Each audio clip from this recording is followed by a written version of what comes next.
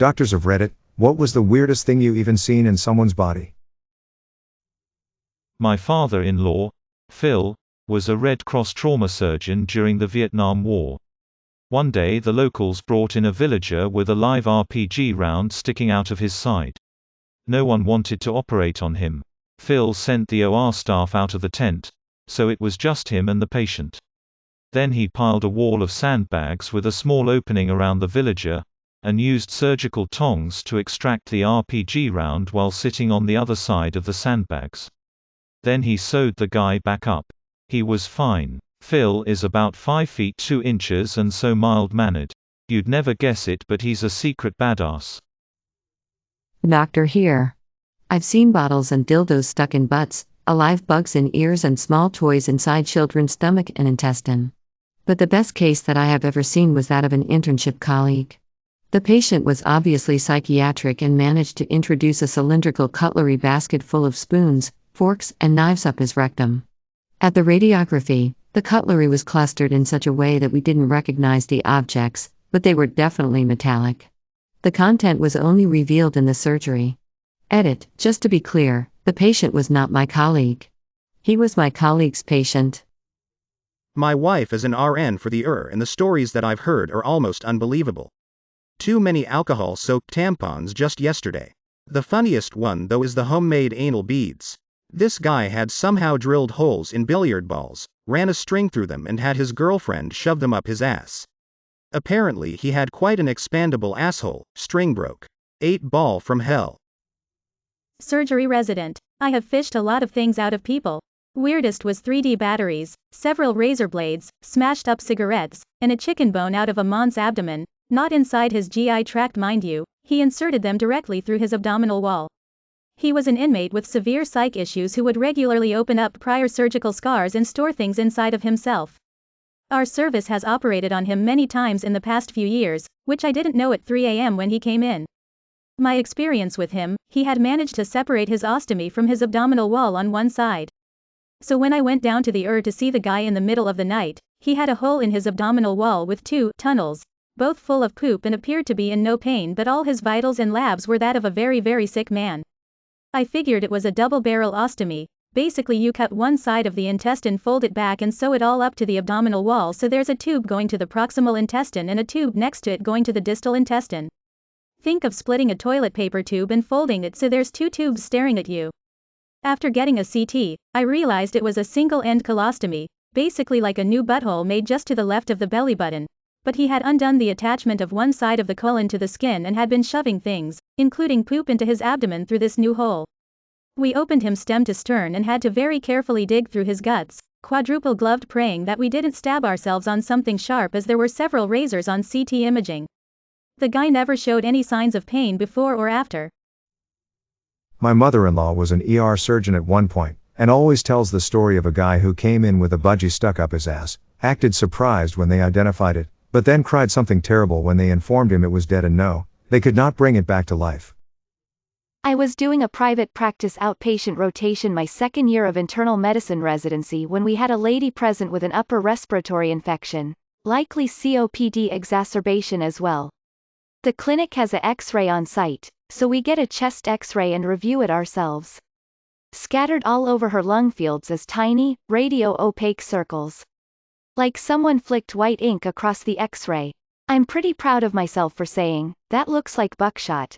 Considering she was this placid, short lol nad. Little old lady in no apparent distress. That has been a patient in this clinic for a few years already. My attending goes back in and tells her the results of the X-ray did show a pneumonia that we'll start an antibiotic for. Oh, and by the way, were you ever shot? Turns out her ex-husband had indeed shot her when she was 20, so he wouldn't have to divorce her to run off with a neighbor. Urologist here. In training we had a repeat patient who always came in after sticking things into his bladder.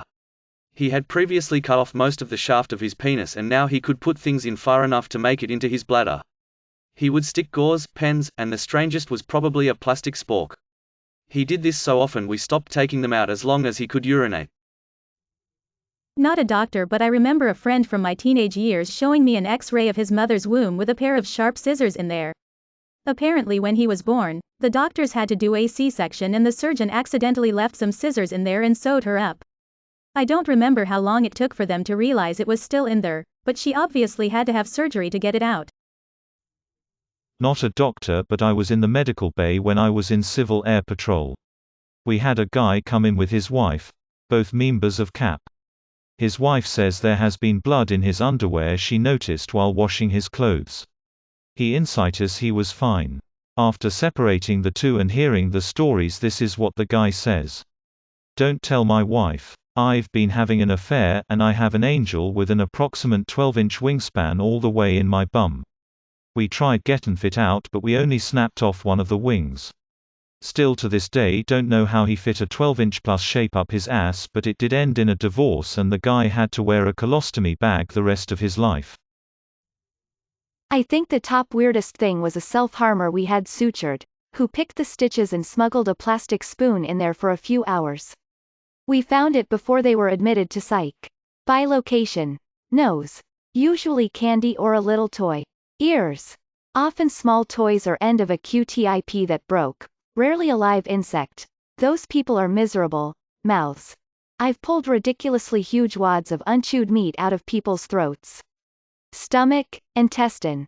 Razors, coins, batteries, toys, smuggled drugs in little wax-sealed bundles.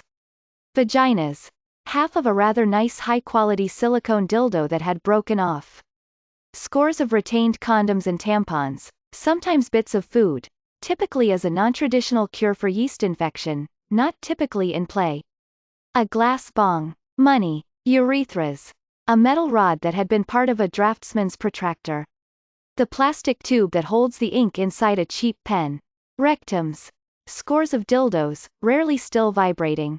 An apple. A candlestick. Shampoo bottle. Vegetables. Just don't, people. What folks need to know is that it's an anatomical fact that if the end goes in, it will suddenly slip about 4 centimeters further in, beyond reach, and it is not going to poop itself out. Just come in immediately before the gut necrosis and perforation set in, please. Flesh. I think a garden hoe is the most satisfying thing I've ever pulled out. Open ocean fish hooks give me the willies, honestly. Various knives and sticks and shrapnel. I'm not a doctor, but I did train in medicine. One day I was tasked on going through old x-rays, ones that were so old they weren't needed anymore, but we had to look through them for good clinical examples that could be used in lectures and teaching scenarios. Well, we found a goddamn cyborg. A head, side view, with a goddamn computer in the middle. You could see the circuitry as plain as day. Must have been about 5 centimeters square. We showed this X-ray around to everyone in the department, well, the staff, but no one had any idea what could possibly be going on. Bear in mind this was 25 years ago and the X-rays were all at least 10 years old or more. Pacemakers were only about 30 years old, brain implants were still a twinkle in some neurosurgeon's eye, not even a possibility back then. Of course we got Cyborg, and Skynet, the Terminator, and a time traveler, but no helpful answers. Finally, about a week later, we got our answer. It's a hearing aid. The X-ray technician had obviously forgot to have the patient remove it before taking the image. I hope it didn't damage the poor patient's hearing aid. And yes, the image is still striking and was kept for teaching purposes, or more likely, humor purposes. Don't worry, all patient information was blacked out before being seen by students. Not a doctor, but my older brother put a snail in his ear when he was a child. Had to go to the ER to get it removed. Unfortunate for him, as the ER times were as likely as slow as said snail. A junior mint. Swamps of Dagoba, anyone? May your day be filled with joy and happiness. And please remember to like, share, and subscribe for more quality content every day.